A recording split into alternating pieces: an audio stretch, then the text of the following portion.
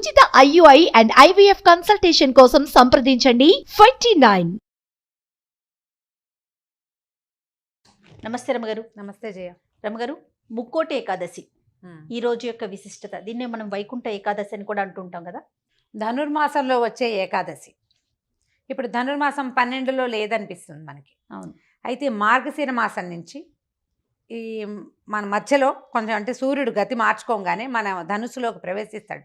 ధనురాశిలోకి ప్రవేశించగానే మనకి ధనుర్మాసం మొదలవుతుంది. ఆ తర్వాత వచ్చే ఏకాదశిని మనం ముక్కోటి ఏకాదశి అంటాం. అయితే ఏకాదశి అనేది ఒక ప్రత్యేకమైన తిథి, భగవంతుడికి అత్యంత ప్రీతిపాత్రమైనదని చెప్తారు.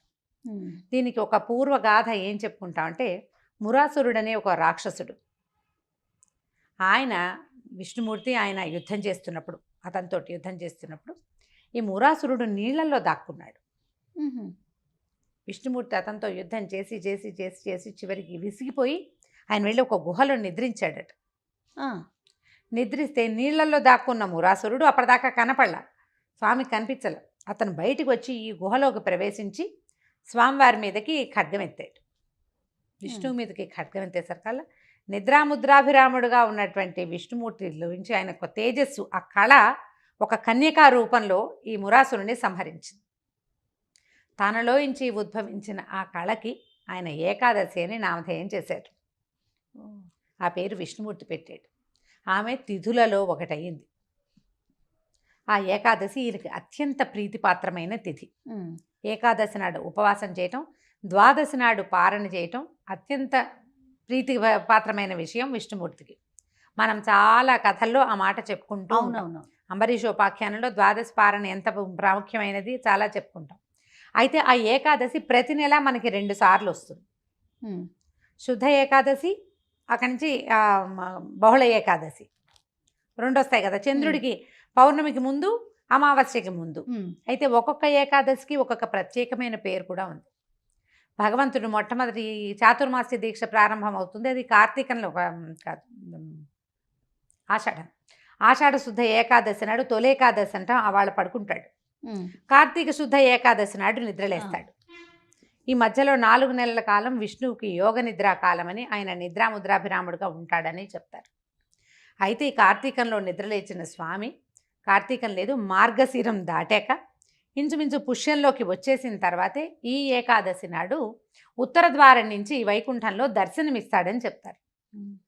ఆయనకి ప్రీతిపాత్రమైన తిథి రోజునే ఆయన దర్శనమిస్తాడు. ఆయన ఉత్తర ద్వారం నుంచి ఆయన కనిపించినప్పుడు ముక్కోటి దేవతలు ఆయన్ని దర్శించడానికి అక్కడికి వస్తారు. వైకుంఠంలో ఉత్తర ద్వారంలో ఉండటం వల్ల ఏమో వైకుంఠ ఏకాదశిని, ముక్కోటి దేవతలు అక్కడికి వస్తారు. ఆ సమయంలో స్వామిని దర్శిస్తే ముక్కోటి దేవతల్ని దర్శించిన ఫలితం లభిస్తుంది. కాబట్టి ఈ తిథిని ముక్కోటి ఏకాదశి అంటారు. సంవత్సరం అంతా అన్ని తిథులు ఏకాదశులు మనం పాటించకపోయినా ఈ ఒక్క ముక్కోటి ఏకాదశి నాడు ఉపవాసము, జాగరణ చాలా విశేషమైన ఫలితాన్ని ఇస్తాయి. సాధారణంగా కూడా ఏకాదశి ఉపవాసాలు ఉంటారు. ఆ రోజు రాత్రి జాగారం చేయాలని చెప్తారు. రాత్రి నిద్రపోకూడదు. ఈ మురాసురుడు ఈ నీటిలో నుంచి పారిపోయి అతను మరణించిన తర్వాత ఒక సహస్రాంశం వాడిలోది బియ్యంలో దాక్కున్నాడట. అందుకని అన్నం తినకూడదు అంటారు. మురాసురుడి ప్రభావం మన మీద ఉంటుంది ఏకాదశి నాడు అన్నం తింటే. అందుకనే ఆ రోజు బియ్యం గింజలు నోట్లో వేసుకోవడం, అన్నం తినటం చేయకూడదు. ఉపవాసం చేస్తే మంచి ఫలితం లభిస్తుంది. ఒకవేళ మనం ఉండలేకపోయామనుకో, ఈ వైకుంఠ ఏకాదశి నాడైనా కూడా మనం ఆ రోజున ఉపవాసం చేయటం, స్వామి నామస్మరణతోటి జాగరణ చేసి ద్వాదశి నాడు పారణ చేస్తే అత్యద్భుతమైన ఫలితం లభిస్తుంది. ఏకాదశులు సంవత్సరం అంతా ఈ 2 12 24 మనకి వస్తాయి కదా. ఈ 24 ఒకటి చేసినా కూడా అన్నిటి ఫలితము లభిస్తుంది అని చెప్తారు, ఒకవేళ చేయగలిగితే చేయటం.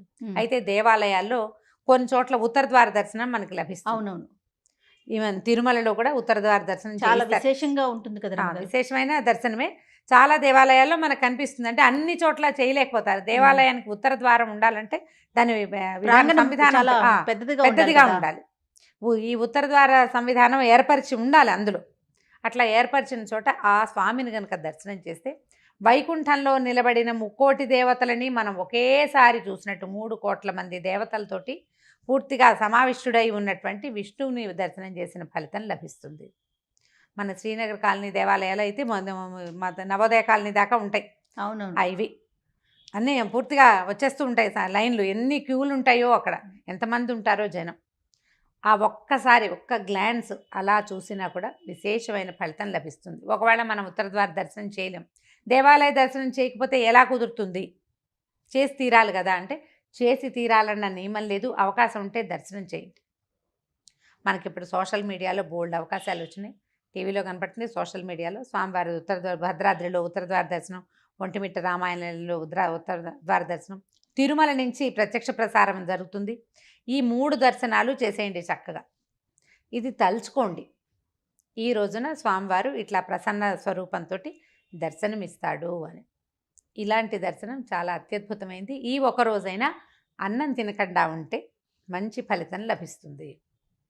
జాగారము ఓపిక, చేయగలిగిన ఓపిక, ఆ చేసిన కాస్తసేపు జాగారమైనా కూడా నామస్మరణతోటి చేయాలి. అది కబుర్లు చెప్పుకోవడము, సినిమాలు చూడడము కాకుండా ఏదైనా విష్ణునామస్మరణతోటి కనుక జాగారం చేస్తే చాలా అత్యద్భుతమైన ఫలితం లభిస్తుంది. ఈ సంవత్సరం నుంచి భోగి పండగకి దగ్గరలోనే వచ్చినట్టుంది.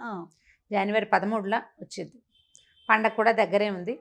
అవకాశం ఉంటే జాగారం కూడా చేసేసేయచ్చు. మర్నాడు పగలంతా పడుకోవాల్సి వస్తారు. కానీ దీనికి ఏకాదశికి ఒక నియమం ఏంటంటే, ఏకాదశి నాటి రాత్రి జాగారం చేసిన వాళ్ళు ద్వాదశి పగలు నిద్రపోకూడదు. అవును, నిద్రపోతే ఈ ఫలితం వస్తుంది అంటారు కదా.